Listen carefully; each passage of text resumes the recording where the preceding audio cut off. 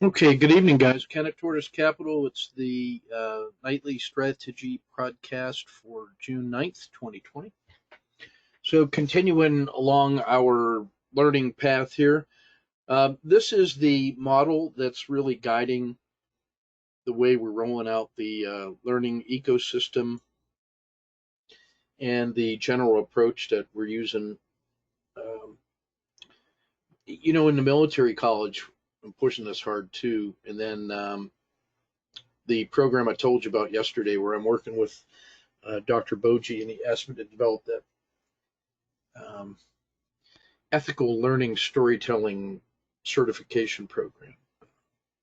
Really follows this model. It's called the guided or gradual release of responsibility model.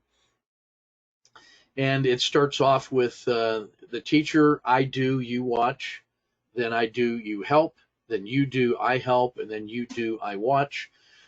I'm really, really fond of that fourth quadrant because, man, I get to do so little and nod affirmatively so much.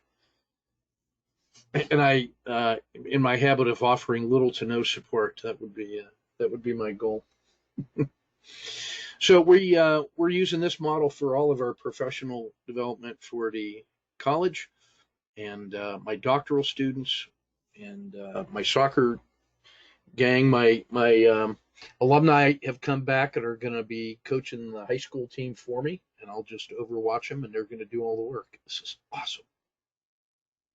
So this is the model that I think we're adopting in the supported spring crossing project as well. For those of you that are already Patreon Platinum members, you won't notice any difference. And those of you listening who are in the hybrid course already, you guys already are enrolled in that program. You don't got to do anything. Those of you not Patreon members that are interested, there's a post on my Patreon page in the public area that lays out the deal. It's taken me 30 years to remember that. Oh yeah, I am a career combat infantry soldier, and if there's one thing that I know, it's how to train rifle marksmanship. So that's what we're going to do, and the program's pretty well laid out. I've got a couple of smart military guys helping me who are going to ensure that I'm meeting those Army level standards of clarity, precision, ruthless efficiency, fanatical devotion. Plus one if you know the movie that is a reference to, or the Monty Python reference. So let's go ahead and just jump into it then.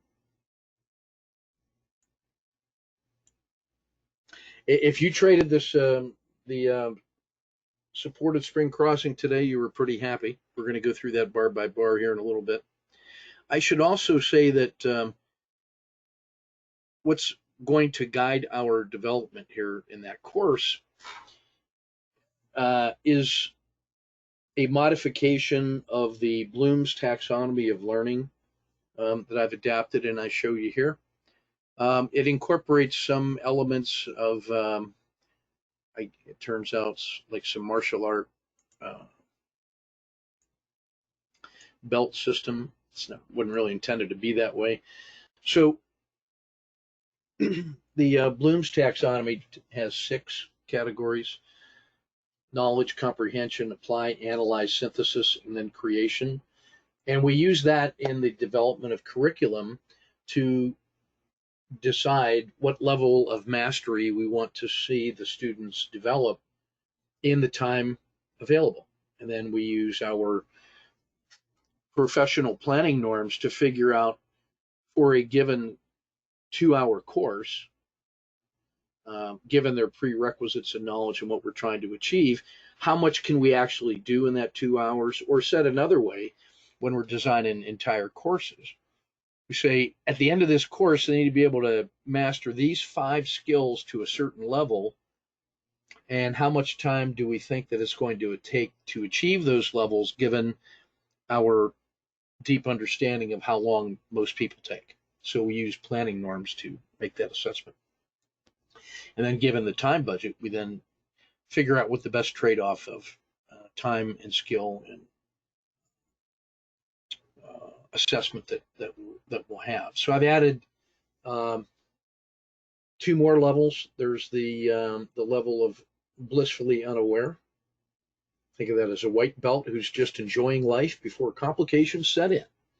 And you proceed up this ladder of increasing mastery of a particular topic or subject area until you get to the one I added up here, number 7, back to a white belt, which is like use in life, that it's become so ingrained in you, it's part of your unconscious competence. It's that cycle of mastery. And that equates pretty nicely to the belt system you see in a lot of martial arts, white, yellow, green, blue, purple, brown, black, and then the higher degrees of black belt.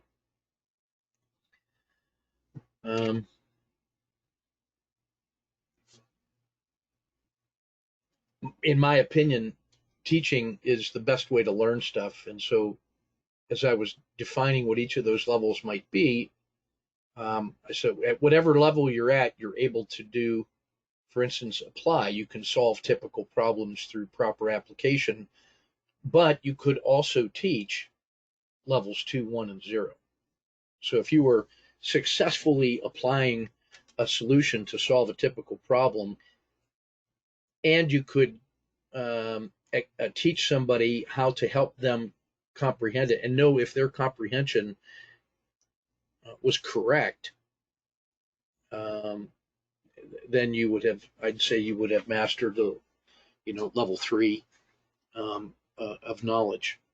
So I'm going to use that as general guidance for the job book that we put together that's going to define the hybrid trading, and a subset of that, the supported spring crossing. So we've identified all the key terms of art, the indicators, the sense-making lessons, the lenses, I should say, all the patterns of chain trading.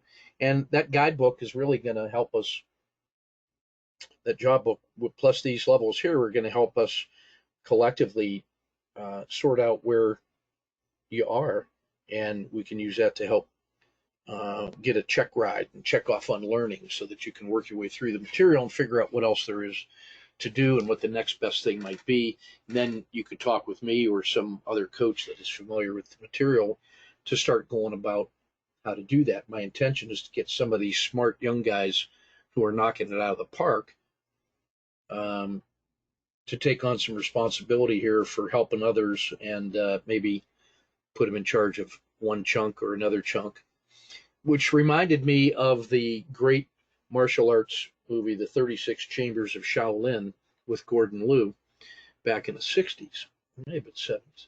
That was the original martial arts kung fu movie in which the kid has his village burned down by the bad guys, and he goes over to the monastery, and then he's the only kid that sticks around, so they pull him in, and he goes through this aggressive path of learning.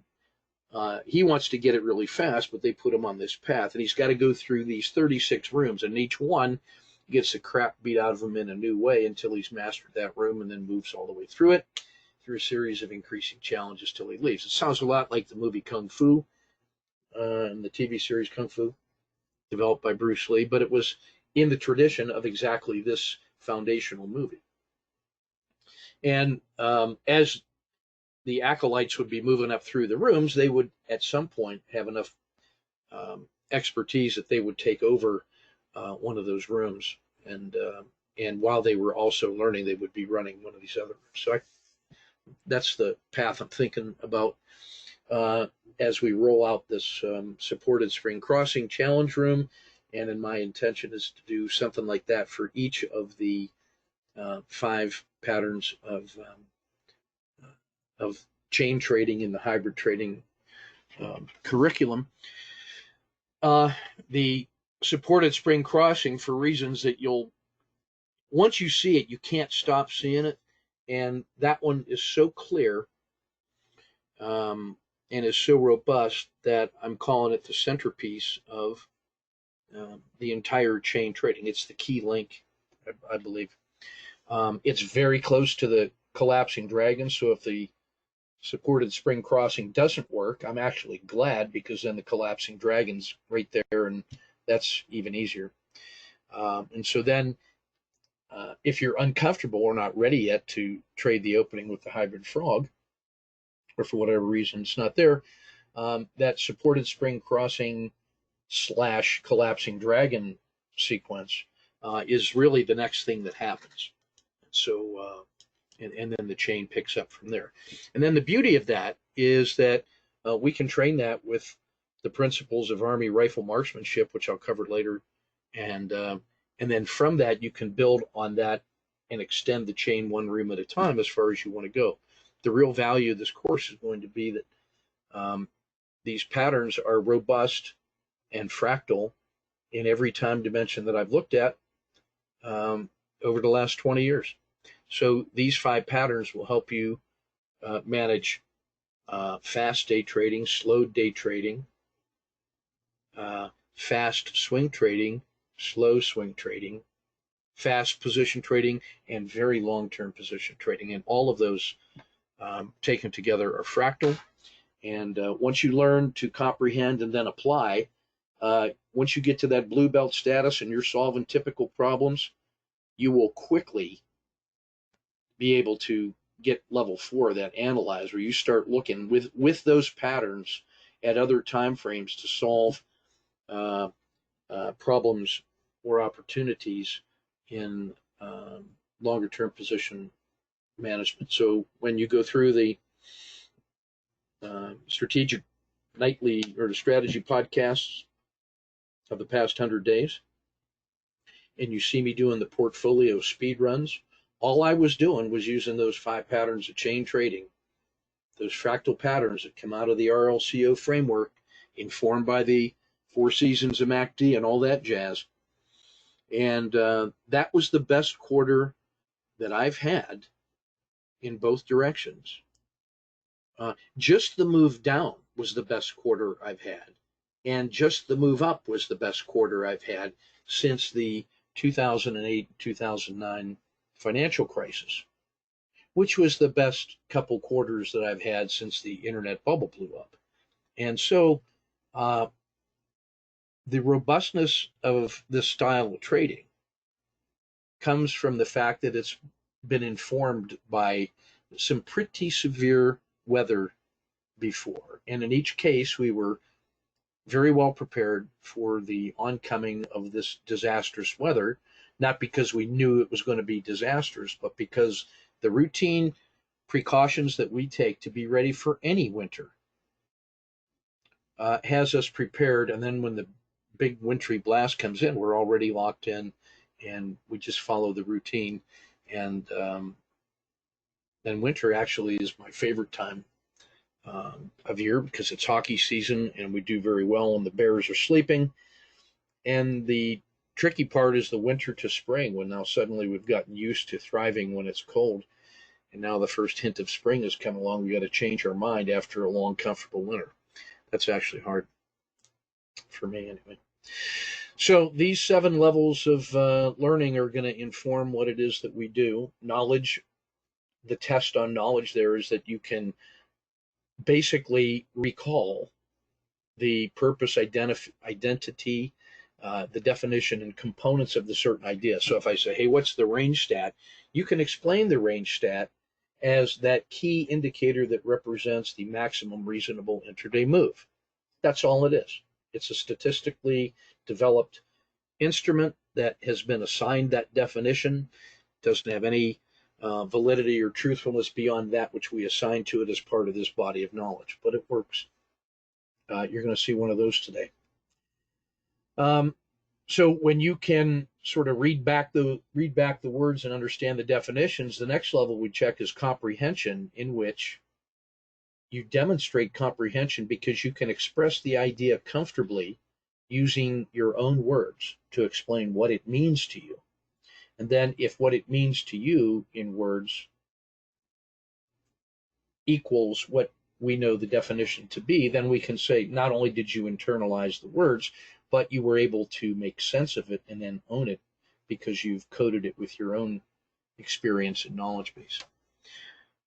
The key jump to me is going from 2 to 3, and that is when you can turn those words that you understand and put them into typical problem solving situations. And the way to do that is by trading forward with one's share when you're ready with skin in the game, risking $1. And if you trade 30 times for one trade with risking $1 at Interactive Brokers, where it's basically free, or your broker shouldn't be charging you anything. If they are, you should change brokers. So if you traded 30 times one share for $1 of risk, the worst thing that could happen, which isn't even all that bad, it's actually the best thing that could happen, but the worst thing that would happen was you lost 30 trades in a row and took a full $1 loss. And in 30 bucks, for the cost of 30 bucks, you would know something about trading, and you'd know something about yourself and how it feels when you have actual skin in the game. That $30, in my view, is more valuable than $30 you hand to somebody to run a back test for you, and then they give you some statistics, and then you're still left with, and then if the back test works and you say, man, I guess I better make it work, or there's something wrong with me. So in my view, if you want to learn to be a carpenter, start in the wood shop and with the scrap wood pile. And even scrap wood, it's not scrap. It serves a very important, even the most important purpose. It sacrifices itself to you for the purpose of learning and the knowledge of the tools and the wood in your hands in action. So when you can start solving typical problems like go into the market each day on 1-minute charts and only trade with the supported spring crossing in EWZ and DIA, and compare those to the templates that we post in that room, and then mark up your charts and learn from it and ask really good questions, lather, rinse, and repeat. When you can do that comfortably, and you could explain that to somebody else, you would have mastered level 3. Then you're ready to analyze, in which you take something more complex, like the typical 1 day on 1-minute charts, and you can start analyzing from that which parts of that move would be covered by the supported spring crossing. Then you can take a look at the areas that are not under the curve. What are the areas where there are significant directional moves that are not contained within the SSC package? You're going to notice when you see big moves that are not in there that they fall into one of those other 5 patterns. And when you start laying out all of those patterns, you're going to start recognizing that they do a pretty good job of covering the routine and the normal and abnormal type of moves that you're going to see during the day, with an emphasis on risk management and then the transitions from one trade into another. And as you develop these skills at level 3, being able to comprehend and apply these different patterns, you'll start being able to get more and more segments of that move until you feel comfortable that you can go into the market anytime, under any time conditions, in any market category, either direction, in quiet, volatile, normal, forex, current, the commodities, ETFs, individual stocks, and you're going to be able to analyze and apply those patterns. And you're going to be able then to work on synthesizing these things into an integrated, comprehensive trading plan that is the engine of earning for your portfolio, for you and your entire tribe. Under level 6 at creation, when you're ready, and if you feel like it, as you develop new ideas not covered by those patterns, they might be close to those patterns, or they might be something else that you see that we've overlooked. What a marvelous learning opportunity to develop new ideas that are triggered by this starting point that began with the 5 sense-making lenses and the supported spring crossing.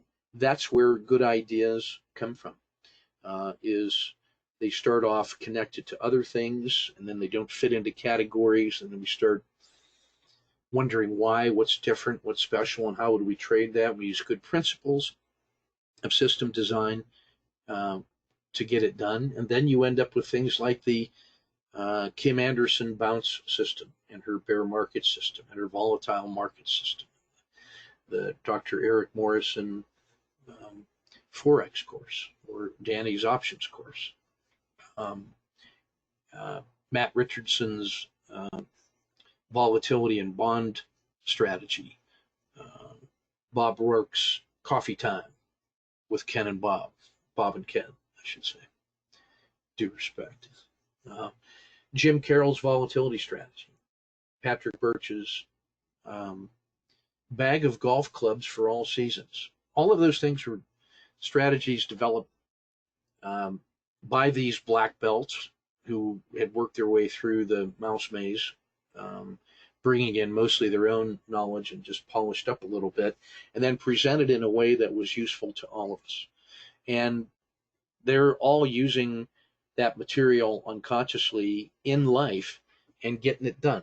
And so it's really gratifying to see people go through all the pain and suffering of levels 1 through 6 and get to level 7, in which they can now just kind of relax and get back to level 0, which is to be enjoying life, having experienced the complications of inflicted on you, and then let go of the ones that didn't help and retain just the couple that you need to get through. And I never know which ones they are, so that's why I keep throwing them at you. So that's an overview of the levels of learning that we're going to use to guide our approach. Sam this weekend asked me, hey, what in a nutshell, and I love the question, in a nutshell, Ken, could you explain your beliefs about system development and design and what you think about strategies and how to use them? And it made me cry a little bit on the inside, but then I sucked it up. And so I started drafting some ideas today on the big whiteboard behind me. And there's a 10-hour course in there that'll take us all the way through the differences and similarities between systems and strategy, how I'm using a 0.8, 1.0, and 2.0 release concept to quickly get ideas developed, rolled out, improved, and then further disseminated to the people, with the people who are end users deliberately engaged in the design and refinement and the direction.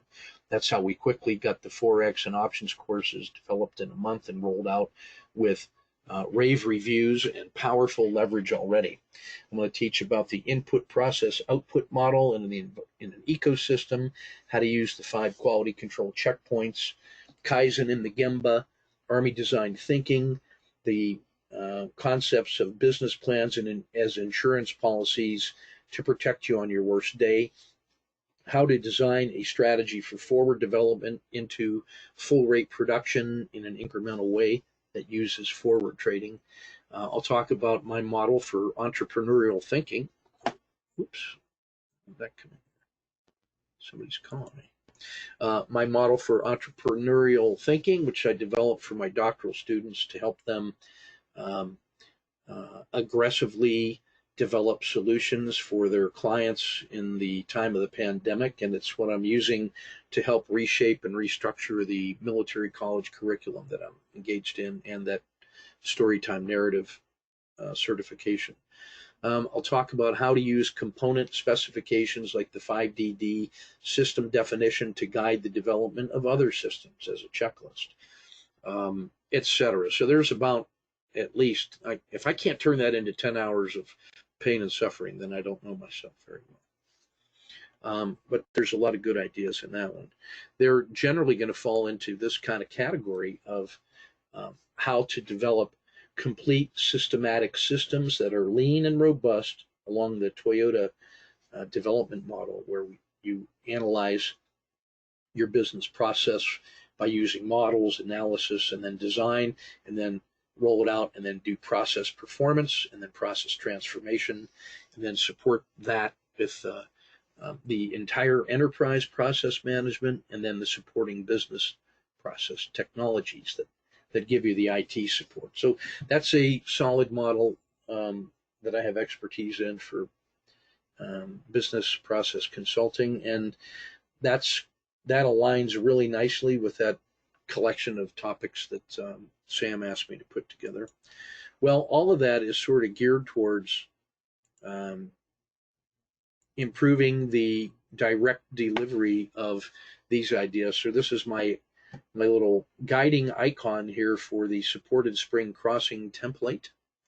And it basically is the standard lens that we're going to use to approach markets that have featured a harsh winter, that things have gotten marginally better, and we've identified a supported spring crossing, picked our standard risk, either the PSAR or the belly of the dragon.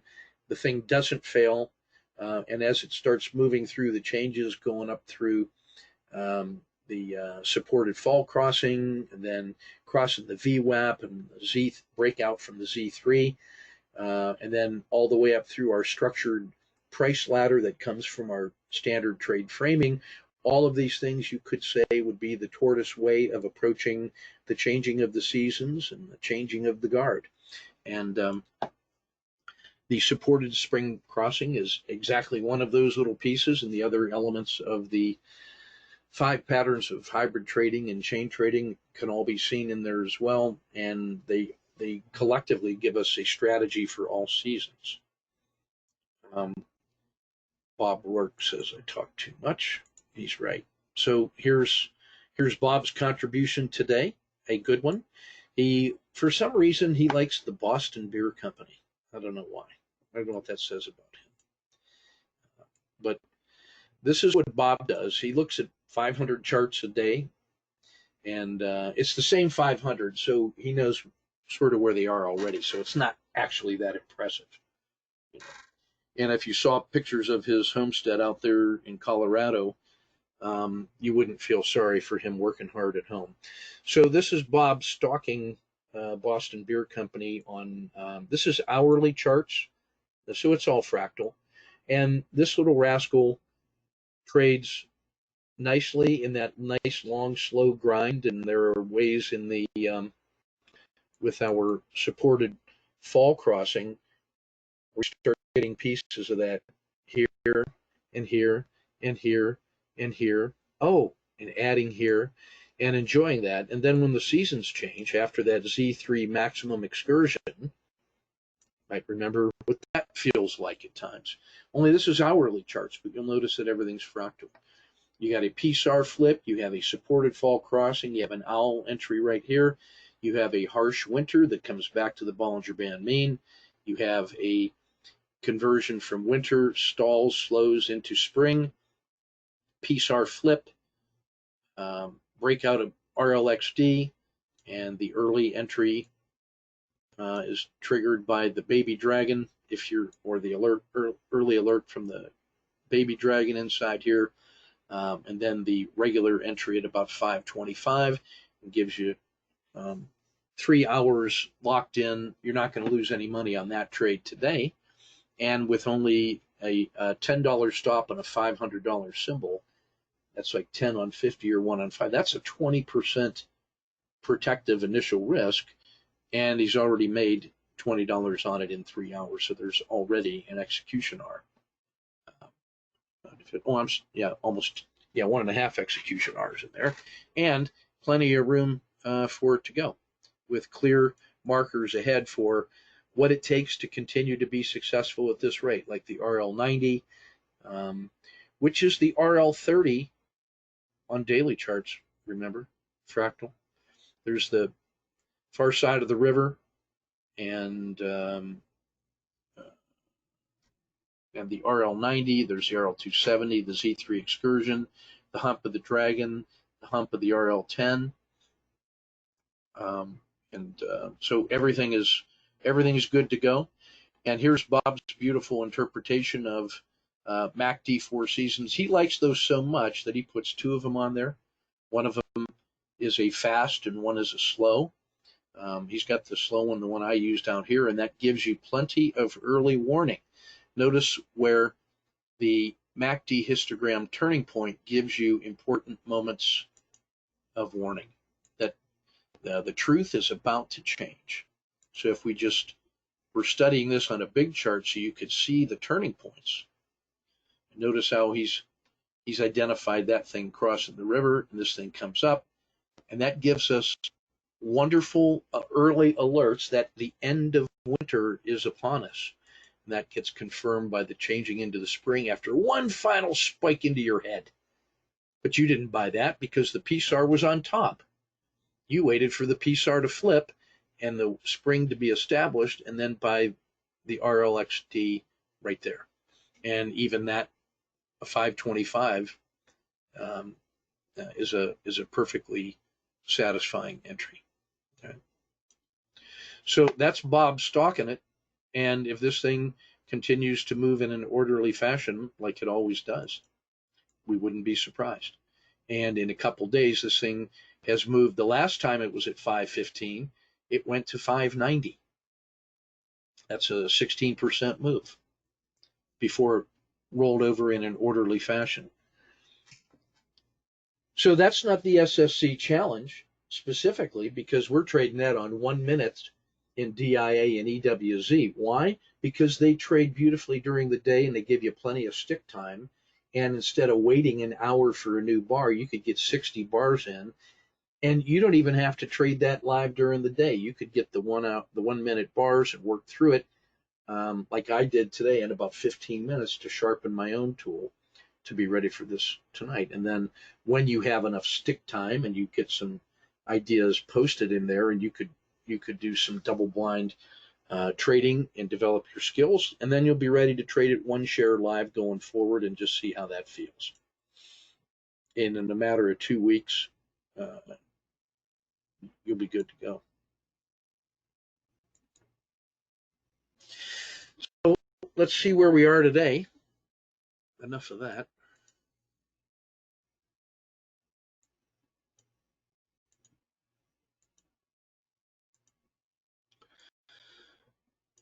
And let me get my big fat arrow here.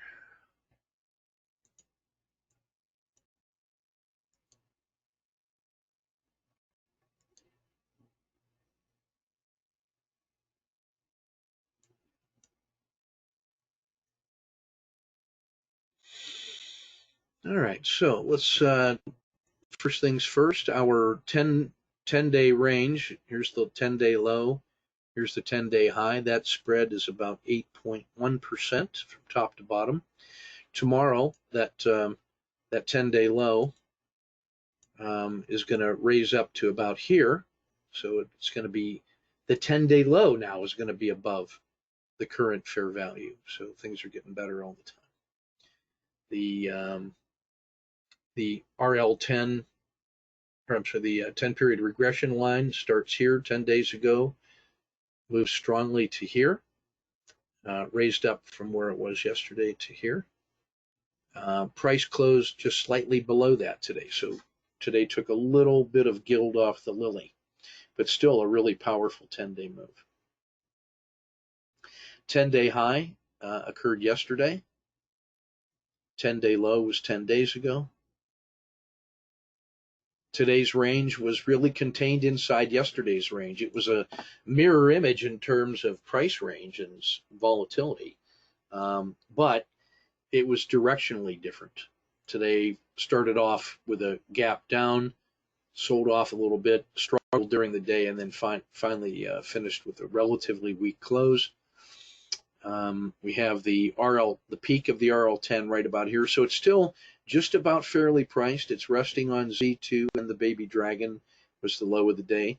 The high of the day was near the 10-day high and 30-day high, not quite. Just one sliver of weakness more. The upside targets, we're looking at the peak RL270, the long-term fair value, the best it ever got, still back there at 325.3. Didn't get reached today. Every day that it doesn't get above that is just a little bit more weakness creeping in. We have a couple projections and boundaries that still feel like support, like the RL30 extension takes the health of the trend is this black line, and when you take the extension, we're still comfortably on the north side of that, but today it got a little bit closer. We paid back some of that insurance, if you will. The spine of the dragon, the slope of the dragon is still very strong. Looking good here. The bottom skin of the dragon at 307. It's this boundary of the dragon that really, to me, represents the true support of what we want to lock in. So basically what I mentioned yesterday at length, that my stop would be at 314. Well, yesterday would have been about 313. Today I raised my market stop, if you will, to 314.89. I'm using the top skin of the dragon now to protect the painful gains that we made all the way through here. So I'm essentially, with this stop, locking in all of this and giving it the room of the gap and then the last 3 days to really find itself. I feel like that's fair. And then tomorrow, if it doesn't get hit, I'll continue to raise that up. So that's acting sort of like a modified PSAR. And that's really taken the place of the PSAR for me right now, because it's doing its job, helping us with these turning points and getting well started. But the strength of this move was such that it left the methodical PSAR behind. So abnormal times call for abnormal measures. So I've raised the stop using my trader judgment to the skin of the dragon. Your mileage may vary. Your preference for risk may vary. But I've provided a number of different places that you might consider in your trade-off decision about where to put your stop, where to declare it as yours, and how much room to give the market. So on the way down, let's cover the way up because it's so easy. There's the upside targets are really just the RL270, and then today's Z3 extension up here about 331. We would get to the all-time high up there around 340, so we're getting up into nosebleed territory right now.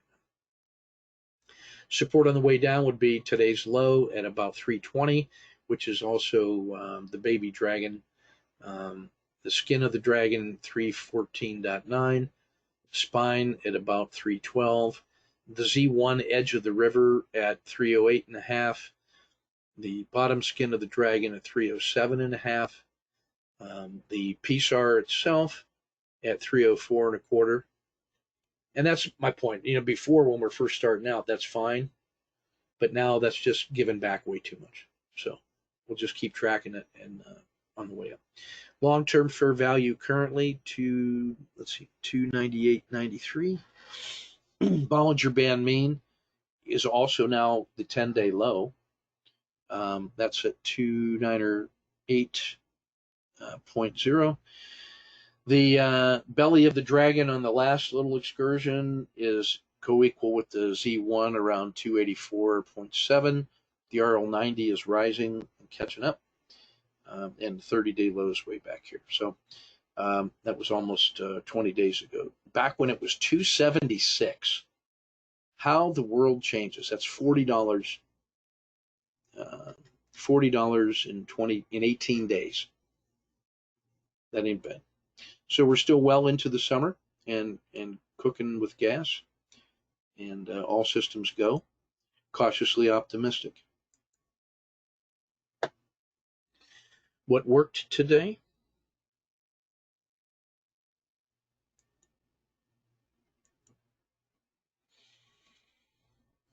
Let's see, S&P.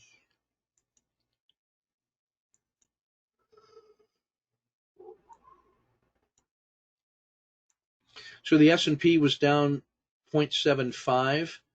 The Dow was down 1%, so it reversed yesterday's trend. Some of those leaders gave up a little bit. IWM, I'm looking for that rascal. Where's he at? There's Brazil at minus 1.3. Here's our small caps down here at minus 1.8. So today, the S&P was protective in nature, and then those other more speculative indexes got smashed. Finance and energy, which had been good yesterday, suffered some today. XLB gave back 1.2. Cut and Twitter gave back. So now all of our big winners from yesterday, those profits were protected. There's Alcoa, Cliff, Virgin Galactic, Mexico, Energy, Wind, Boeing, XOP, Devon. Those were the big winners yesterday.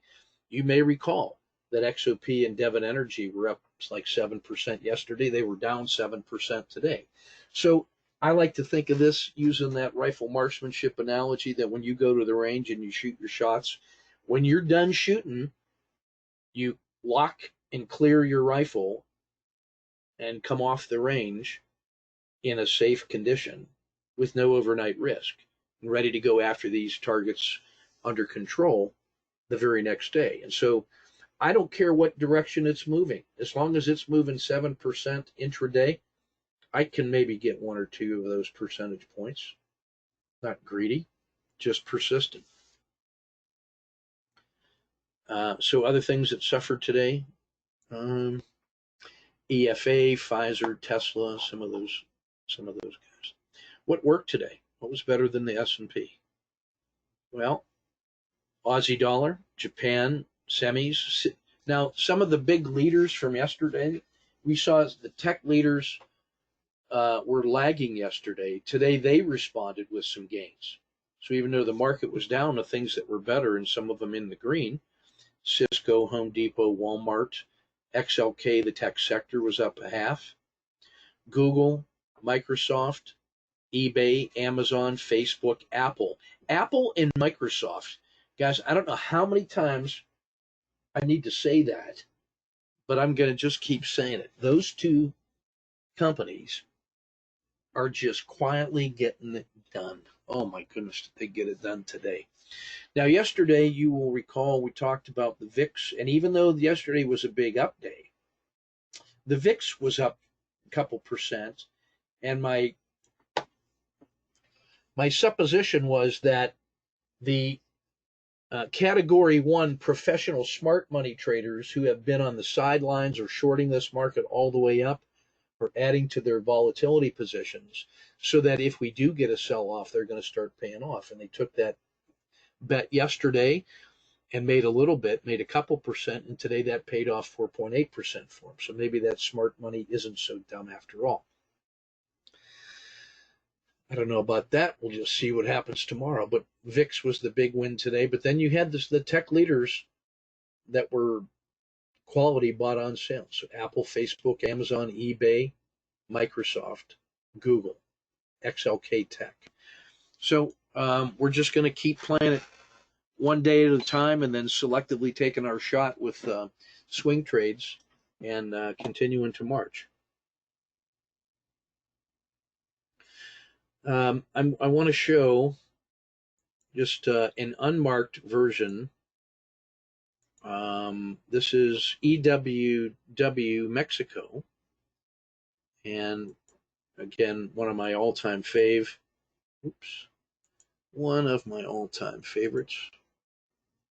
He's a frog champion intraday, and then on a for swing trading. Here was the open. Here was a harsh spring failing into winter. There's the PSAR flip. There is the spring. There is the RLXD. Buy it anywhere in there. PSAR is your stop until this thing gets above, until the PSAR gets above your entry point. And you ought not lose money on that trade as it runs up the stack.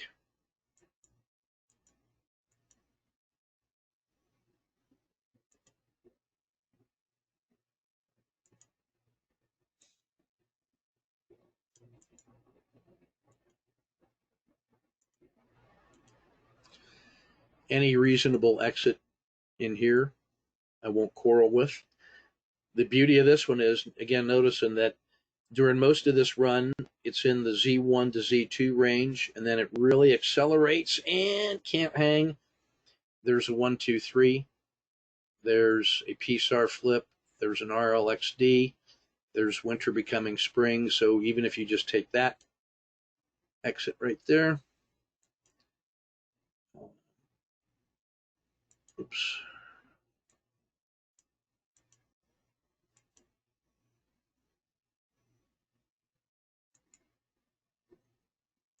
You're locking in these gains here. compared to your initial risk, it looks like about a two execution risk gain in the usual way. Mexico is just a favorite of mine.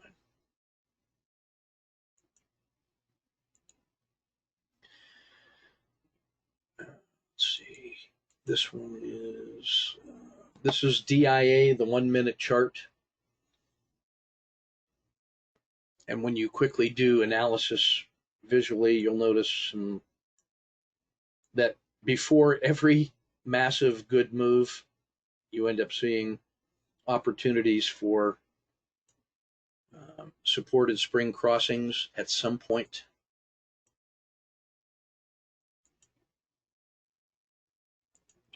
Where the PSAR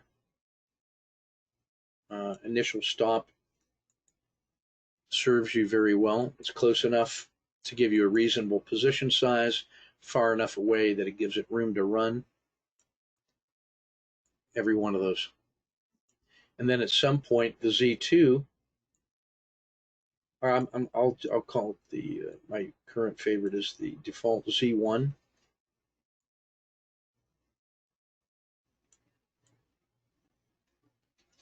You could live with that.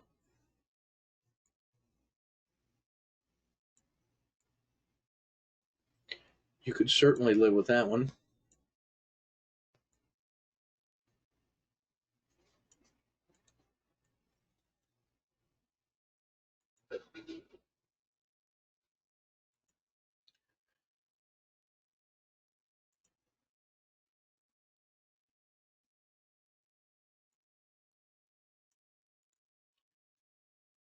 I will grant you that that one would have gotten you out probably at a fractional.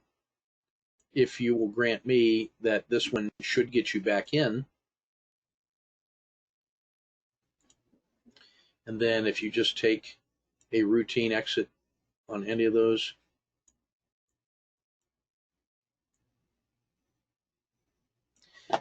that's an 80% solution. And that's not even looking at things like owls and supported fall crossings, and then the resumption of the mean, like adding a position here when it takes out the RL10 high, or adding a position here with the supported fall crossing. Doesn't even talk about adding these positions. So there is a robust strategy in there that's just begging for your kind attention to put in your particular refinements that fit your sensibilities and preferences. And that's what we can work on together. So excited about that one. We'll see that one in a little more detail. I want to just show off the hard work other people are doing. To paraphrase my spirit guide, Mark Twain, to do good is noble. To teach others to do good is noble and easier. And so this was, I'm going to forget who produced this one. That I think this was Scott. Scott Mastro, well done, sir. He's tracking an SSC entry at 32 with a stop at 31.81, exiting at the spine of the dragon when it felt like there was enough, 3R.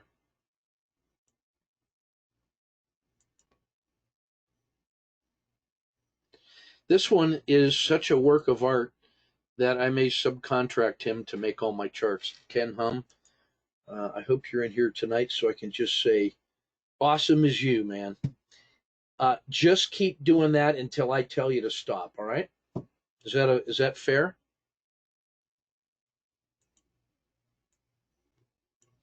Perfect markup. Well, he's got the supported spring crossing, suffering through the PSAR, which notice again it's near the belly of the RL10. Find support. This is that you could make that a flashcard for the that little template I gave you last week, where you have a nice summer move and it's a quick crossing and then a recrossing. You love that in the supported fall crossing. Then there is the hump of the RL10, the hump of the Dragon. Um, and I don't know if I'd be a little harsh on you. They're missed adding at the SFC. You don't have to do that, but that would be a logical place to add. Then he did get the second one in here. And then he just said, enough is enough. I got 2 positions in, strike on the Baby Dragon. RL crosses the Baby Dragon. That's good enough, particularly with that you're beyond the Z2 and pushing Z3, and now it feels like it's rolling over. And then you see all of that volume transacted here. It's going to be here a while. His execution risk was $0.25. The frog box is $2. So that's a 7-to-1 just on a frog box move, my friends. Just on a frog box move. And there's 3 frog boxes in the range stat. So that's a 21 potential reward to risk intraday. So you don't really have to worry if there's enough upside potential when you're able to find critical states. You can relax on that. His exit, once he's got it locked in, it's now a science project. And this looks like this was kind of a connecting to the PSAR through here in a relaxed way. At this point, the PSAR and the Z0 diverge, and the ops for the PSAR, I concur. And then strike. This was an effort on the supported fall crossing. I love it. I love the exit even more. Was there an out? Yeah, but that's fine. Well done, sir.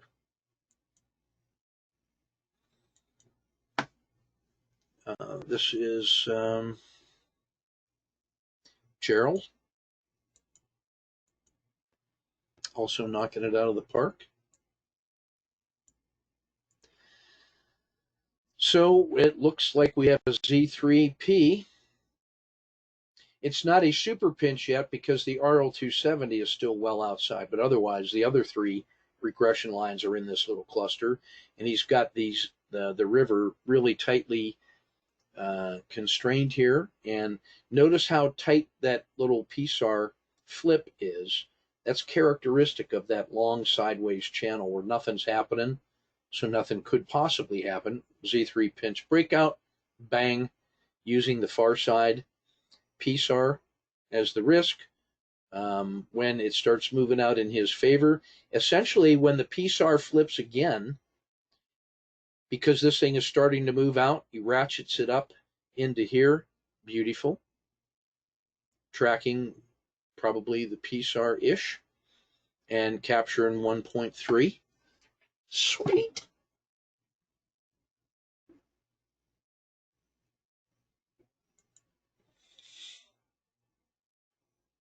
This is so much easier when you guys make the charts for me, because then I feel like I can give you feedback without doing very much work. That's my favorite thing. So if you want feedback, make it easy on me. Just saying. This is someone else that traded the EWZ. That's probably that same thing we saw Gerald do. And now I want you to notice around 1020 that collapse down here through the 0 line. There's a Z3 pinch breakdown here, and then supported spring crossing in the usual way. Nicely marked out. The first one, a win of 1.06. Properly beating yourself up for late exits. You're fine.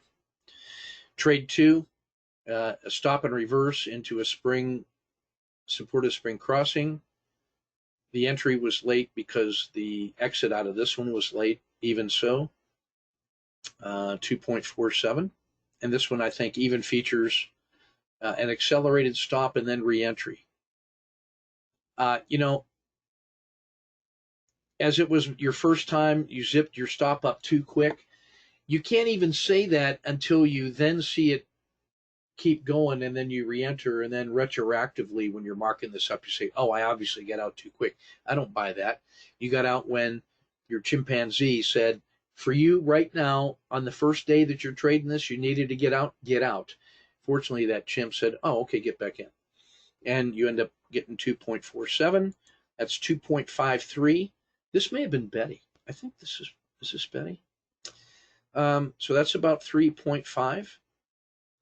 EWZ kept going up all day. Yeah, we're going to see that. Need to relax your trailing style a little bit when all's going well. I don't know. 3.5, you're getting paid to learn. That ain't bad. Oh, we saw that one already, sorry.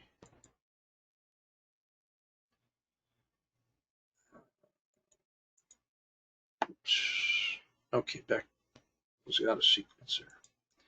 Here's another one from Gerald. It's almost like an art history major. I'm learning to recognize you by the style of your markups, and all of them have been beautiful tonight.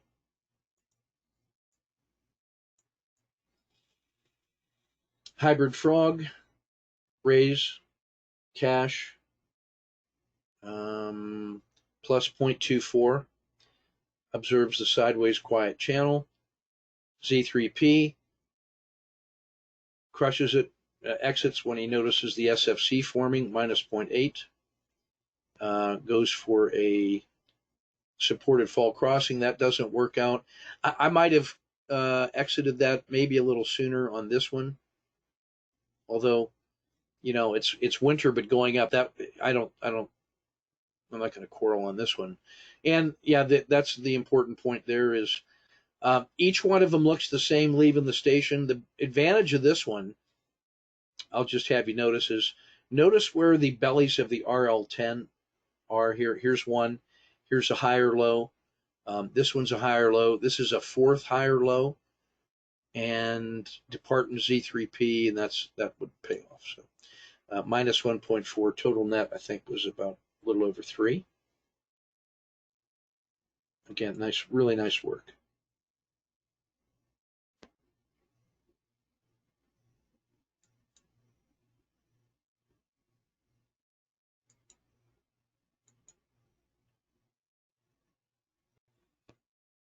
A series of 4 at a collapsing dragon.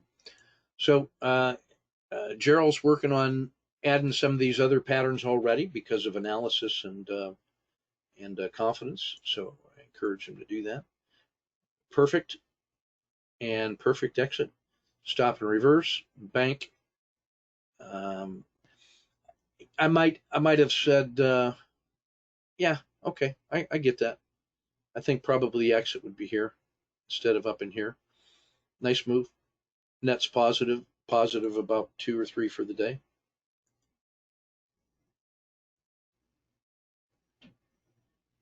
See that when we get to the daily reports. I'm going to go to the daily report for folks that have to cut and run. So we're going to go through that pretty quick.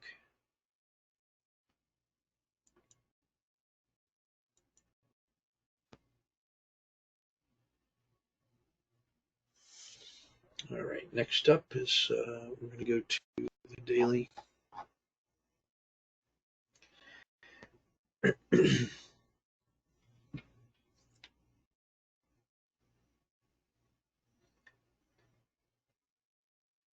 Okay, so now a quick look at the daily report. We've already seen the market health check. Looking at the summary of indicators, we've got bullish normal, everything overbought except the 3-day has come back into the middle of the channel. It feels like just a normal relaxed move back, no panic yet to be seen. ADX is approaching strong trend. It's at 23.3, the boundary's 25. ATR continues to decay. It's at 1.54. The risk C at 1.13 is still favoring carefully managed long side swings, but still, as it gets closer to the zero line, the increasing probability of adverse volatility spikes, that I think is what is triggering people buying that VIX insurance right now. That's why that's going up. EPP in Latin America firing on the overreaction signal. So if we get selling tomorrow, those would be the first two places I look for a weak market to exploit. 10-day max pain in the usual way: Boeing, Pfizer, Nucor, American Express, and Morgan. Simon Property Group still on there for the S&P 100, along with Devon and Boeing. So, in the Dow 30 Tactical, plenty of dojis today on the left-hand side of the stack. Let your screen catch up. Only Pfizer tests out well on the auto framer because we're so close to the 10-day high. There's just not enough room in there to get a swing trade using today's range as the risk with a large enough R multiple to be of interest. Pfizer still is the only one that does that. I want you to notice Apple and Microsoft just crushed it today. Apple especially brilliant. Let's see, in the ETFs, lots of dojis also. Nothing broke out today in either direction. The Qs in technology had the strength today. Mexico, XOP, and energy were the weak areas. Routine. No super pinches. We'll take it just, there's a handful on a 3. It's not really a handful, I guess it's just 3. There are 3 symbols on the auto framer. All 3 of them are defensive plays. So treasuries, gold, and then Pfizer, which is still trying to dig out of that hole, are offering better than 2-to-1 on the reward to risk to the 10-day high. So that might be a way, especially with treasuries and gold, if you're interested in playing that as a defensive swing. Inside the regression line fractal framework, Walmart stands out to me as being on sale. Coca-Cola, treasuries and oil still looking pretty good. There was a time when USO was 20 ATRs below its long-term fair value, and it's pulled back half of that already, but still there's 10 more ATRs up to its long-term fair value. So that's pretty amazing. Let's see, most everything's still in the summertime right now for the MACD histogram. I want to just fast forward here to the multi-time frame NDX summary. So Microsoft and Apple were the big winners today, with Apple making a big time breakout out of every look back period that we care about: 3 days, 10 days, 30 days, 90 days, 270. And the 200 that let me go to the 10-day column there. The 151 that you see in Apple means that if you took the previous 10 days range, and we saw like in the S&P that was like 9%, it moved 50% more of that outside. So it was like it would have been like a 4.5% move above the previous 10-day range. That's how strong a 151 represents. Okay, and then over on the ETFs, it was tech in the form of the Qs, and XLK were the big winners. The breakdowns today happen in industrials, S&P materials. So that says to me, be very cautious with Nucor, Alcoa, U.S. Steel, Cliff. They've been on a nice run, but caution there. Okay. The rest of the market mosaic, let's see. We'll talk about the slope stat, chart number 2 on the slope of the RL30. I'll just draw that to your attention in the northeastern corner. And I want you to notice how that thing had gotten all the way down to about Z-3. So if there was a third line on there, it would have turned at that point and then crossed its own 10-period moving average. When it crosses its own 10-period moving average and reverses that direction more than 1 standard deviation away, that's an indication that you have potentially a major turning point. And then if you drop straight down to chart 4, that's the S&P's stretch versus the 200-day moving average. So you can see that that reversal in the slope stat at such an extreme condition is a pretty good alert for a potential change in the C state, in the market state. And then that produced an amazing return. Charts 1 and 3 on the left-hand side are simply a zoom in over the last 30 days of exactly that indicator. It takes up a whole page in this report because it's important, in my view, to classify the market in that way. The next set of charts, 5 through 8, are really dealing with volatility. And I just want you to see on 6 and 8 just how much that volatility has come back out of the market. So we're sort of back to normal grinding analysis. So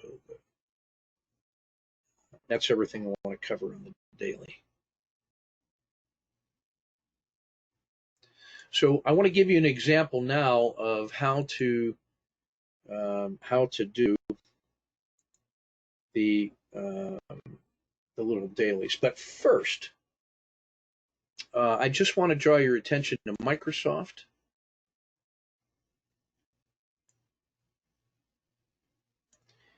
And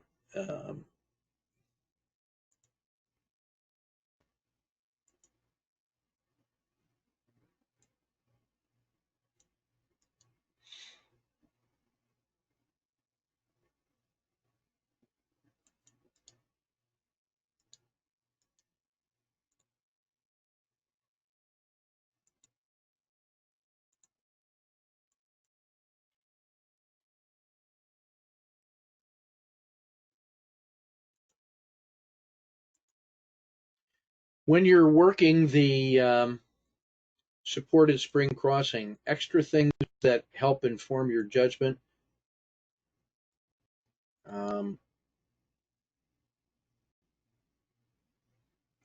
are these rising lows in the RL10.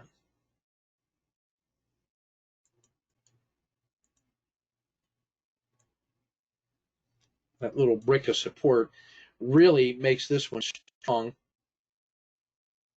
and it's crossing the VWAP as well. And so, again, as always, you're not going to lose money on that one.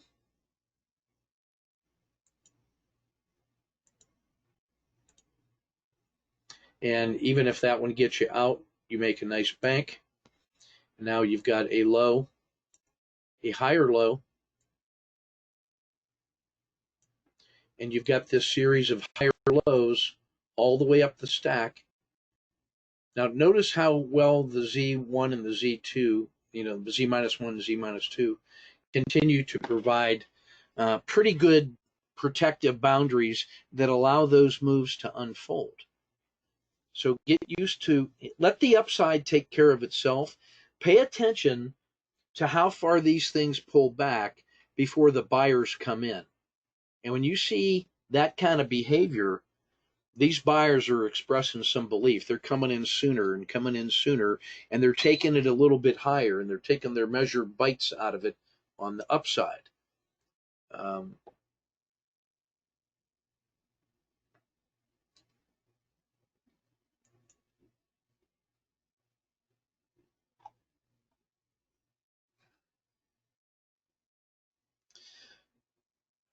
This one's not an SSC, but this one is a hybrid frog.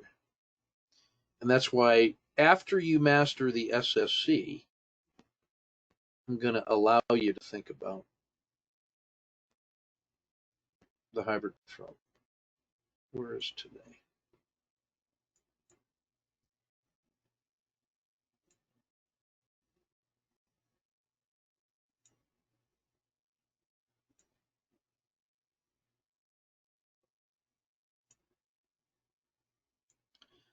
Now, when you're first starting out with this thing and you got your tunnel vision on,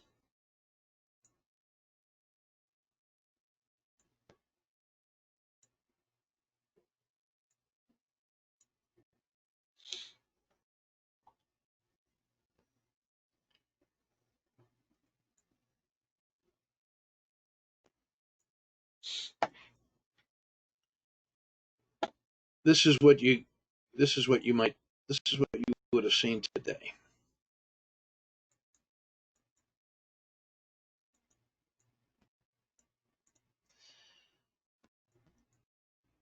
You would have seen this S&P gap way down in the morning,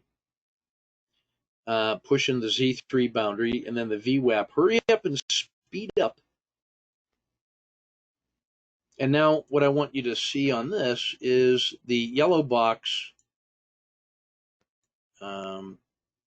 is a hybrid frog box, which is about $2 in Apple, straddling the open. So that's like $1 on either side of it. So if you were taking a strict hybrid frog entry, you end up buying it in either the first or the second minute, and you end up trailing it. You know, your initial risk is right in here.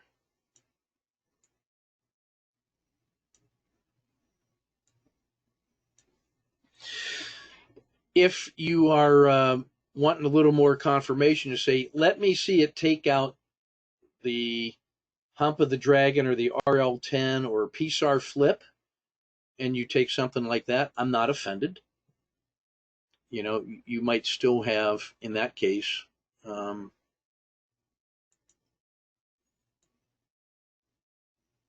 you might have picked a PSAR flip, something like that. Is that fair enough?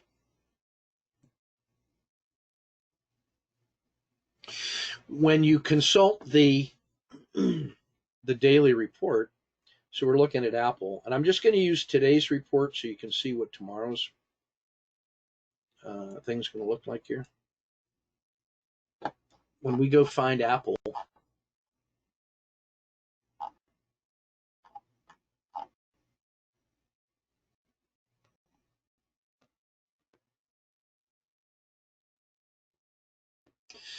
you go to like page 4, the Dow Tactical Summary.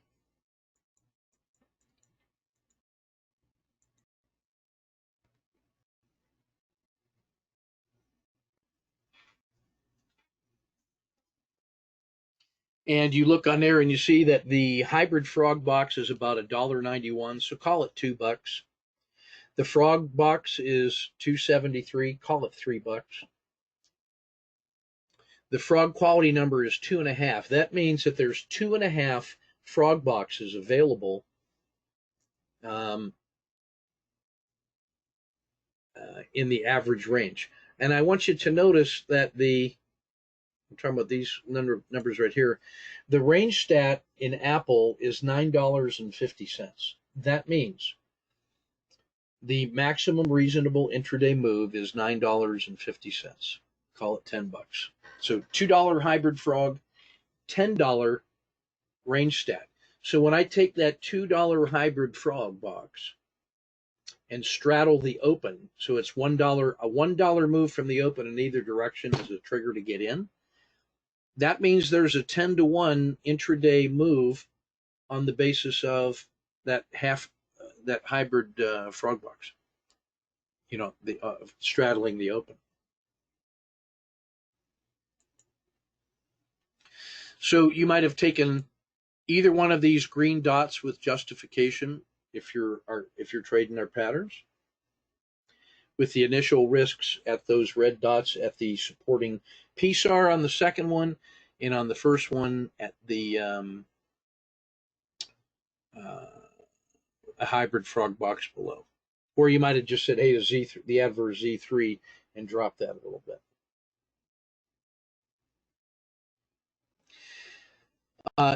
10 more minutes into the day, and I don't care where you put the stop. I don't care which one of those entries was yours.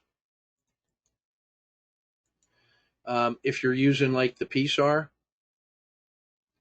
you're pretty happy with that. That's already $2.50 in your favor. Stop and reverse. But even if you don't do that, if you just take like the Z1, as soon as the Z1 is picking up, now you're here. You're still in that trade the whole way.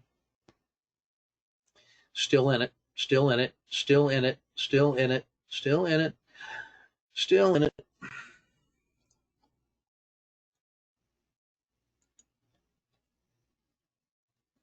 So that Z1 stop all the way.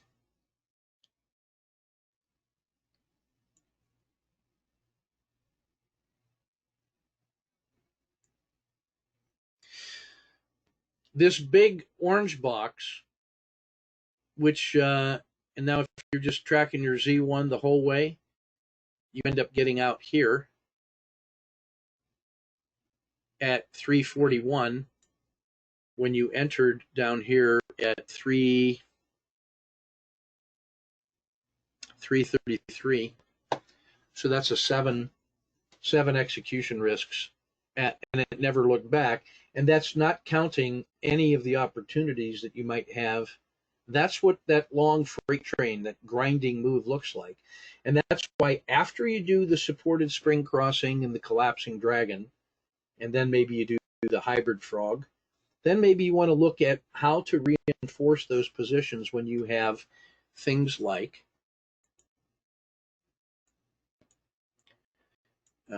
you have a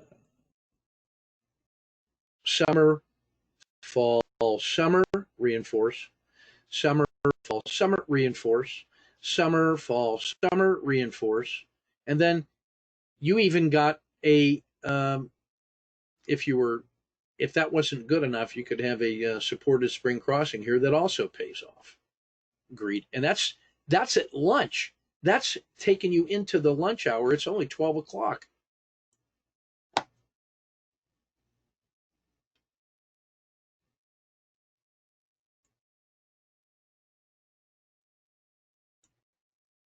So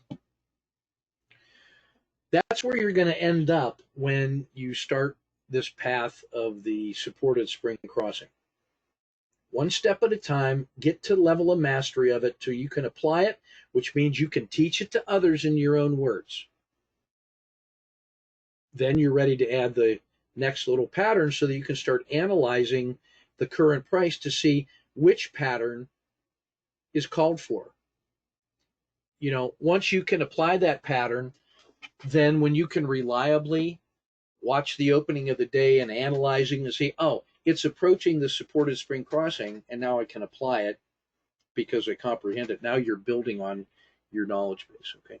But what I want to show you is what a range stat move looks like in Apple. And it went beyond a range stat, but that from the opening at the bottom of that orange box to the top of the orange box is one range stat. That was the statistically significant move. Everything beyond there is irrational exuberance. And that can happen. But there you are.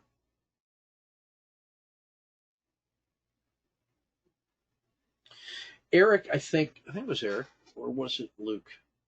Maybe it was Eric or Neil.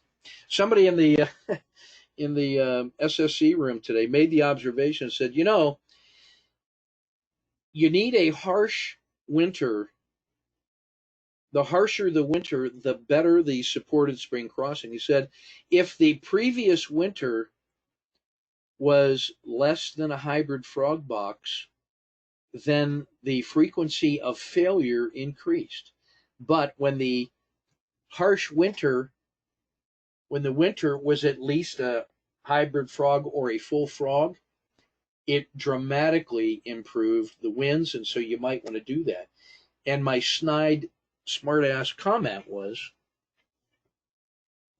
meant in a loving way, was that it's almost as if the frog box definition, that it is the difference between signal and noise, there might be something to that. And that the owl, which requires a 1.4 frog box move from the open, and then we call that an unambiguous move in the owl, and then when it goes through the other criteria, you can play that reversal, because that move was significant enough to be in play, so now the retracement could be in play. But that's worthy of your attention is how bad was that winter? Was it at a frog box? That's another reason that you should know the frog box, or even the hybrid frog box, because when it's moved that much, you can now be on your best behavior and go to red alert and be ready for the turning movement. Or you should be ready for the collapsing dragon. Right? So that's what I want to say about that. Let's go to, I think, EWZ. This is we're going to try to bar by bar now and see what we may see.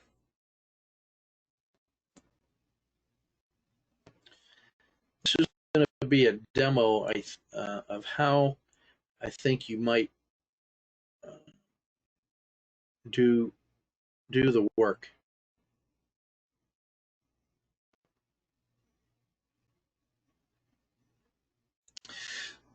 All right, so here we are at the start of the day in Brazil.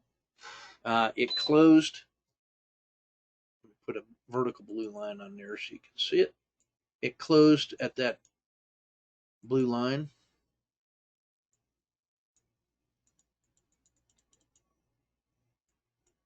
Okay. So big gap down.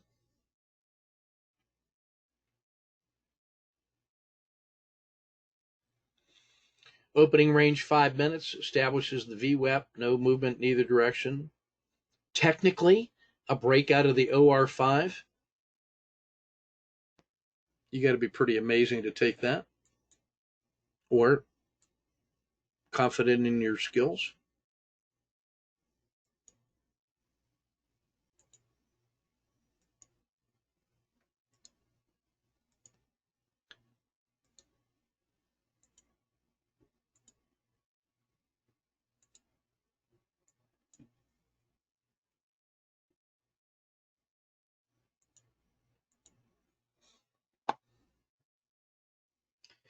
I'm doing the SSC challenge, so I'm just working here.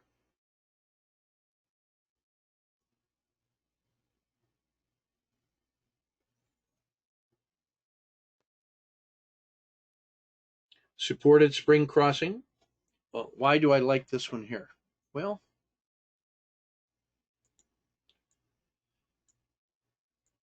the sell-off I treat as if that had been, one big red candle. So that's a harsh winter.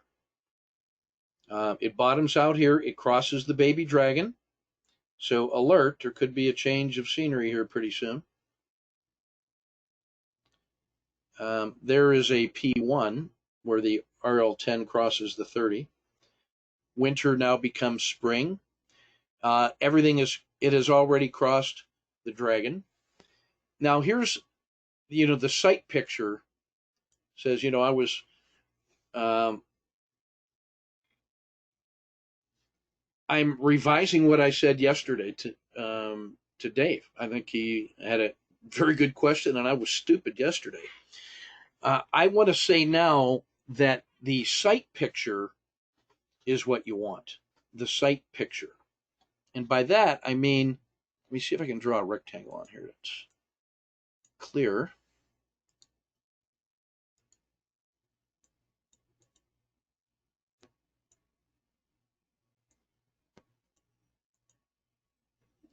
So at this moment, this is where we are.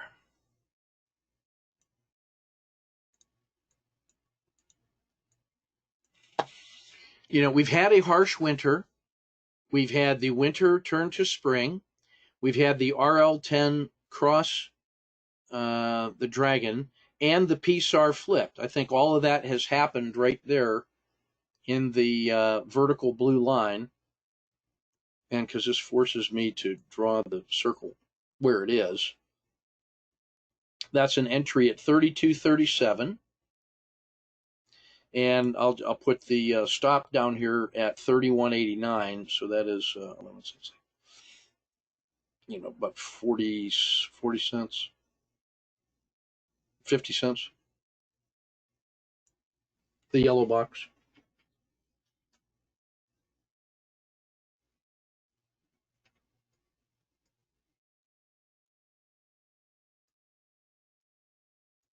Comes to the Bollinger Band, rejects, coming back to the VWAP.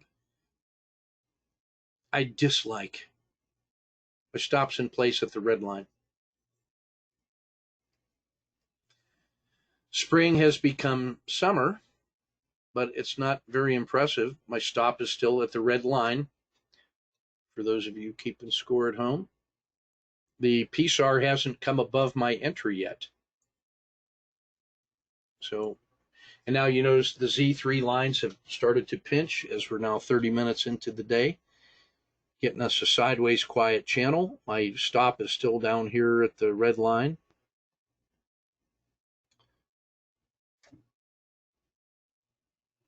It has fallen off the chart.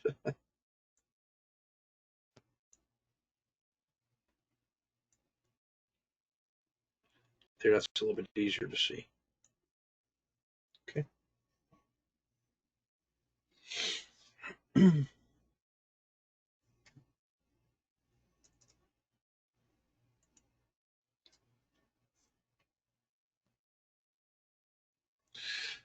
By this time, what we've gotten is a breakout of, we got the first, that little burst out to Z2 and back, and the RL10 has curled up, and now you see it becoming summer. And at this point, I would move my stop to Z minus 2.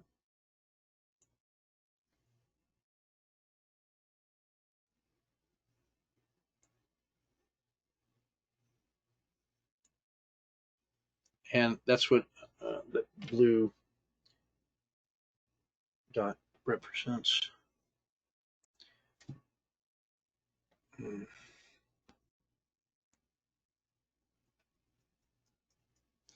Stop is still at that Z minus 2 level.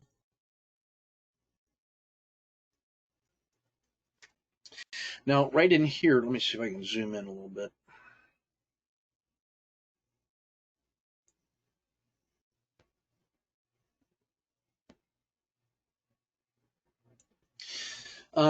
I considered adding a position here and didn't. If I had,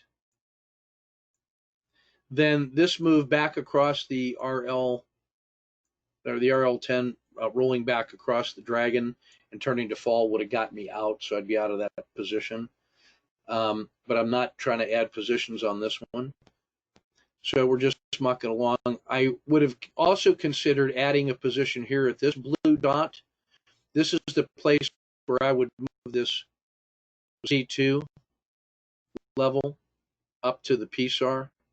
If you were going kind of like strictly Z2 by this time, you'd have been like this, and then, you know, rolled up into here, something like that.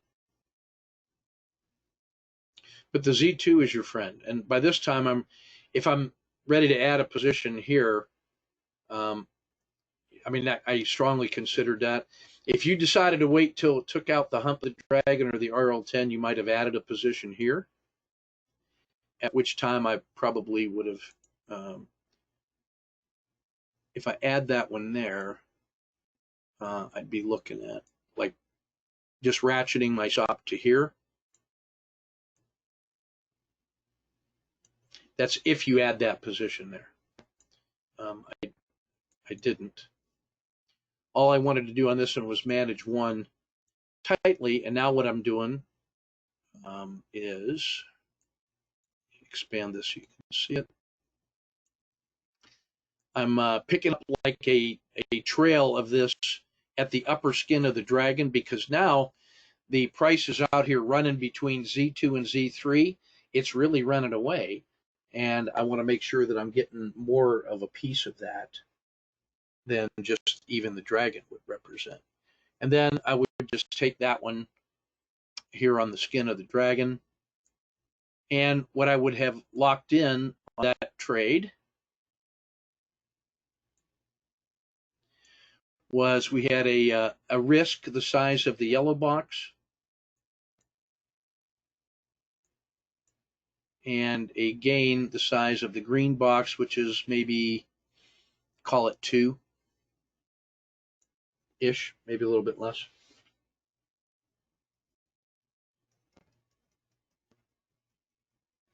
Spring, winter,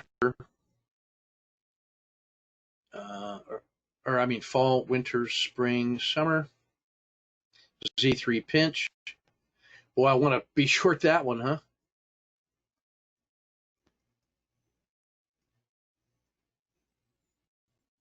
That's where that, and analyzing for the supported fall crossing. But now we have a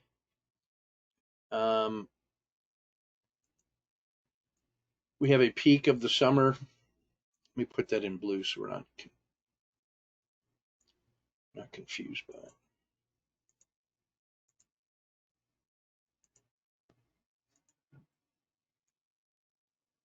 Summer, fall, winter, spring, fall, spring. It's got a low down here. I should be getting ready to stock this thing. It's come down, the PSAR has come in and joined the mix. That's just about ready to flip. Should be able to feel that now. Sure it is, Ken. Collapsing dragon again. We're back into a winter, spring. Now we finally get a supported spring crossing on a pretty tight stop. Finding support at the VWAP. So here we are.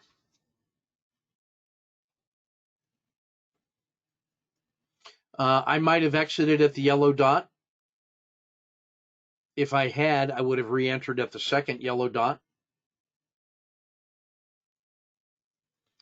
And certainly by the third dot, that red dot, I would have locked that in because it had two chances to go and it didn't. And now I'll take that one. So now against a risk of the yellow box, I gain the green box, which looks like a little more than 2. Now that held support above that previous yellow box.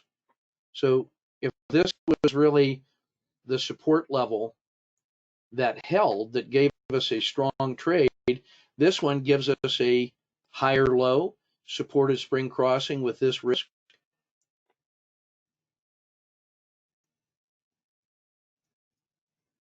Picking up the Z -1 and exit in the usual way, collecting the green box against a risk of the yellow box. That's about 3. I think you might have tried that one. If you did, you probably took a fractional loss in here, or maybe that got you out. And again, you're wishing that you had that southern fall or supported fall. Next one, you take it, add a second. If you were going to add a second, that would be the logical place. Capture the green box. And that's what we got on this rascal.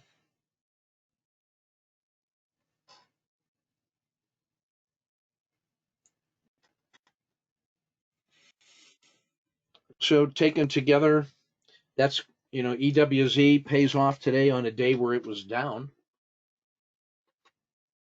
You made bank by only going long on a day when EWZ was down.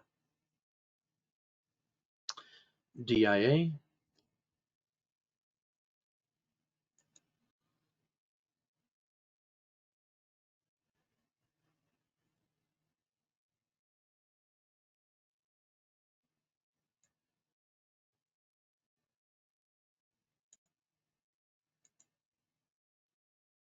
I'll go through this one just a little quicker. For me, this one was a gap down. I tried the long here. I take this exit down here and just eat it. So -1 execution risk. That's one where I think it's justified if you just said, look, I'll take that stop here instead of letting it come all the way down to my PSAR. Like if it went down 4 bars in a row right after I bought it, do I want to hold on to it here? No. But to be fair to the rules, I played that one there.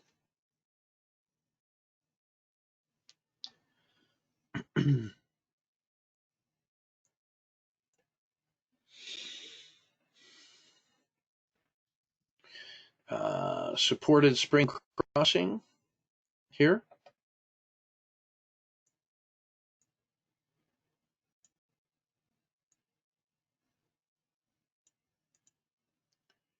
And we get our wrist box.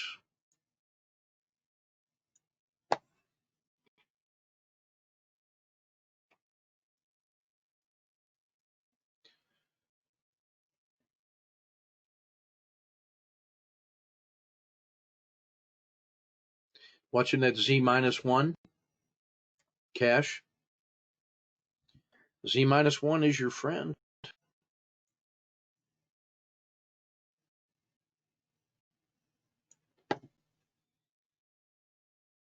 You capture the green box against the yellow box. Now you're net positive for the day so far.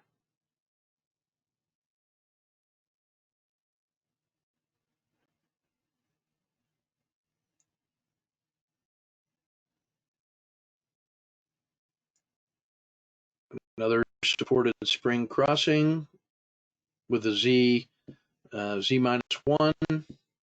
Capture the green box against the yellow box.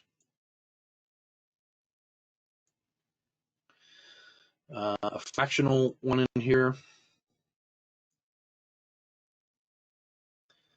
Kind of 2 fractional wins. So the bigger wins were these 2 intermediate ones. So on a day when it was down 1.5%,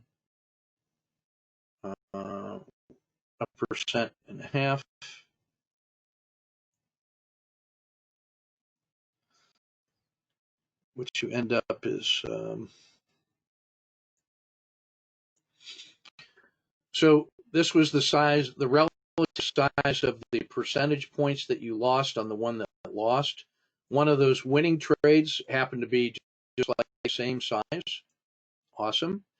So what we end up winning were there was one really good win and a couple fractionals. So when just as a point of interest, when you look at the pip capture on this thing,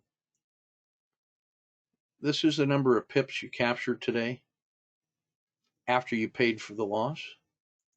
So you netted like from 270 to 272.25. So that's 225 pips at $5 a pip per mini contract in the Dow in YM. That's $1,125, call it $1,100 after your commissions on one contract in an account, in a futures account that's funded at 5,000. You could trade 10 contracts intraday before you blow up your leverage. So the reason I want you to learn DIA is that it trades identically to the futures contract. It has to. And if you can learn how to fight for pennies, you're fighting for dollars. You know, $1 or a penny is worth $5 in a single futures contract. So don't get hung up on the cost of purchasing DIA. What you're learning is how to trade the futures. Or you could just trade the UDOW, which costs 1/3 less and has 3 times the percentage gains because of leverage for your retirement accounts. And that trade's identical to this as well. So if you want to take the SSC challenge, pull it up on 1-minute charts, apply the rules as you understand them, post your chart in the campfire with your commentary and what you learned. Watch Gerald Lim's progression as a trader. He started off doing this. He's now adding in a refined hybrid frog box. He's adding Z3 pinch breakouts, supported fall crossings. He's chaining those things together in the 3rd week of, or 4th week of him practicing this stuff. So +1 to him. That's everything I got for you guys tonight. Thanks for hanging in there. I'll get these posted. I have been delinquent getting the other nightly podcast posted. Right after this, I'll get the links for all of the June podcasts on one succinct Patreon posting so that you can get all of those at once. And then I will add those links to the learning management system in the hybrid course for those of you that are Patreon members. I should say, if you're, I'll read to you the plan for that if you got a few minutes. First of all, this is what that job book, I posted this tonight. This is what that hybrid frog trading job book looks like.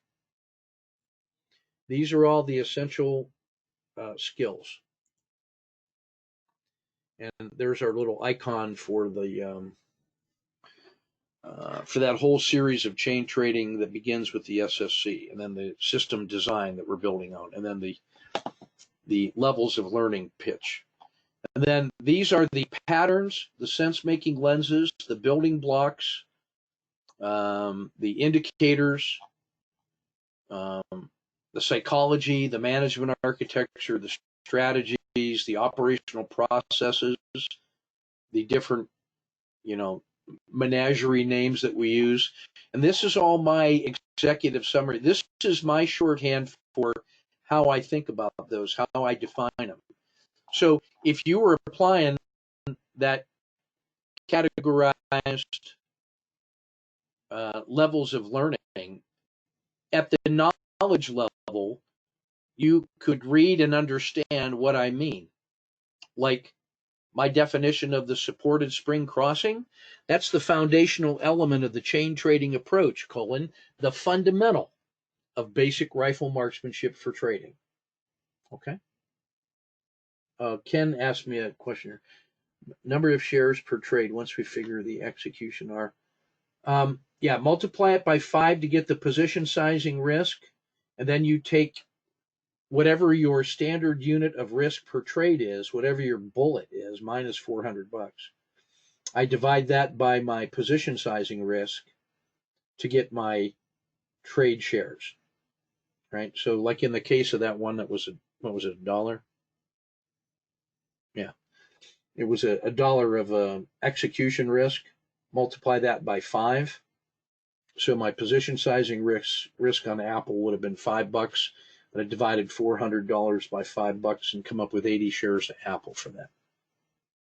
Those 80 shares gained $11 each in that capture. So that would have been $11 times 80, so about $900 gain. Okay. Eugene just made the connection between DIA and the futures. Dude, the top of your head should have just exploded. That's how important that connection is. So this job book really gives you the full curriculum that gets you through chain trading. So if you wanted to be a brown belt, then you would have synthesized all of these ideas to where you could analyze them, apply them, teach it to others, and then combine those patterns in a useful practice with other concepts in a larger system. Like you might then be able to place chain trading inside your macro portfolio management system. Like maybe you do something for core and something for swing, and you just use these for day trading, or you just use these for swing trading and you do something else for day and long term, whatever. At the brown belt level, you are applying these things seamlessly, and you're able to teach somebody else how to analyze which one of those patterns they should be using and help coaching them through it. That's what a brown belt could do. At the black belt level, you can extend these and add changes to the patterns or do something to it to modify it, and you're adding your own juice to it. That's what black belts do. And then when all of that stuff is just like an automatic lens through which you look at the world, you're back to the zero state, just enjoying life, and you will enjoy life. So download that and figure out where you are on your belt status, and then keep asking good questions. And then this becomes the root of your learning journal, as you begin to acquire these skills. That's the job book approach, where we know what it is we're supposed to know. There it is. Those are the skills. Here's some other checks on learning that talk a little bit more about how to start applying the different indicators and combining them. And what's the relationship between the river and the dragon and the RL10? And that, so now you're starting to combine these things in a conceptual way. And that's the groundwork that you do to start revising and extending the systems and strategies, and where you might start thinking about how to develop your brown and belt and black belt kinds of stuff. And then just a little bit on, this was a pretty good lesson at the start of the workshop this weekend. God, it seems like last year. Where we talked about what was different about the core and the swing and the day trading based on these different categories, right? Like the time frames and the versus the general approach and the frequency of decisions. And what was interesting was the insight that what it feels like on this page down here was, I thought was pretty well done. That when I'm trading the core, I feel like I'm a gentleman farmer and I'm very relaxed. When I'm swing trading and cycling my inventory, I feel like a store manager down at Walmart working in the bazaar and just managing my inventory, and that's just work. When I'm day trading with these chain trades and all that other stuff, I feel like I'm grappling or doing judo randori, which is kind of free play on the mat, or I'm surfing, or I'm playing poker, or I'm doing tai chi, push hands, or scribbling my calligraphy. I'm having fun with the flow and expressing myself. So for me, the zero state is very much like trying to create that emotional content in my mind to guide my decisions, that I know I'm doing it right when I feel like a relaxed farmer. Now, it's hard work, because farming is hard work. The only thing harder than that is probably coal mining.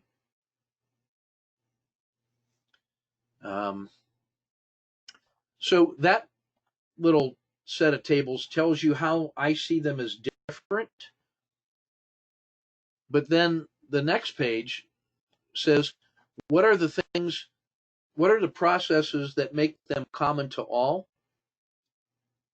And then these other general support processes, like the 5 ways of knowing, the head, heart, gut, hands, and feet of the walking man. Each of these has a unique kind of knowledge that supports our journey.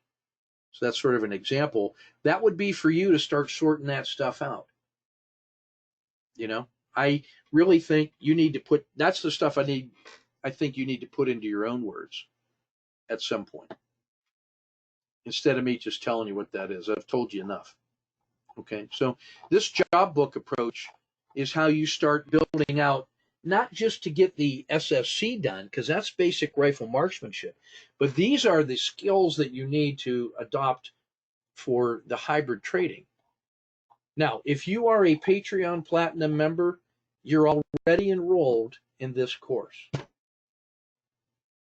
If for some reason I've missed you, send me a note so I can get you enrolled. But you're already enrolled in this by virtue of being a Platinum member. If you're silver or gold, you have access to the legacy trading courses, but not the hybrid course, because that's brand new. And gold is pure day trading, and silver is pure swing trading. And those legacy courses are excellent and still valid. But if you want to take on this challenge of the hybrid trading, that next generation, that's platinum, and that's $400 a month until price goes up in September. It's a steal because you have unlimited access to all the courseware except for those specials, like right now the options and the Forex. But you get all the other courses. Well, the basic rifle marksmanship approach then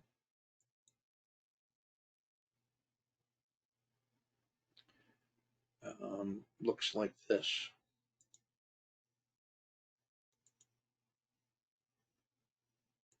And this is on Patreon for you to read as well.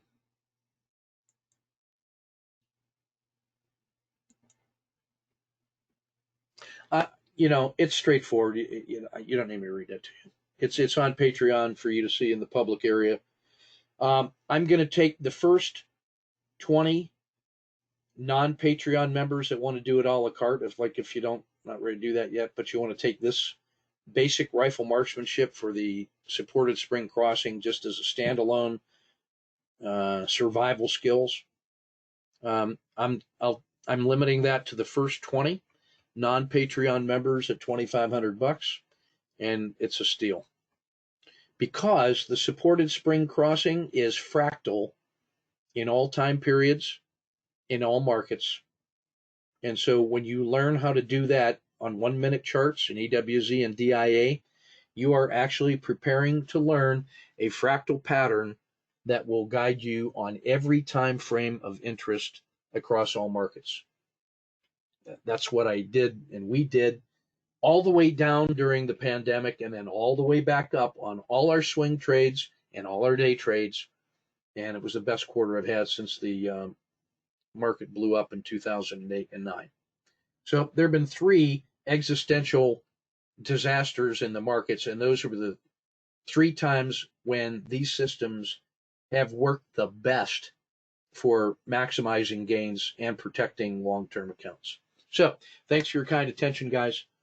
If you're not a Patreon member, price is going up on 1 September. It'll never be this cheap again, and that's whatever price you have is by 1 September is locked in for you for life. So off we go. Take good care. Keep your risk measured and your powder dry. Oh, Stephen asked me, hey, what's the criteria for moving your stop to Z1 during the SC?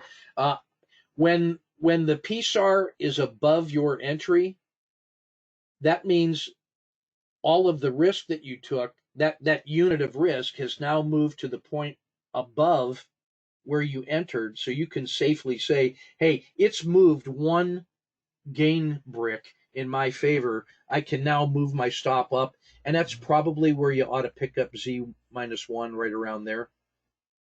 Your mileage may vary, and the context may be a little bit, but in principle, that's about what I'm doing. Is when I get no lose plus dinner for 2, the sooner I can just connect that to Z1 and let it run, the sooner that I can go do something else with another symbol or whatever I'm going to do. Okay? It really unstresses you. Cheers. Yep. Cheers.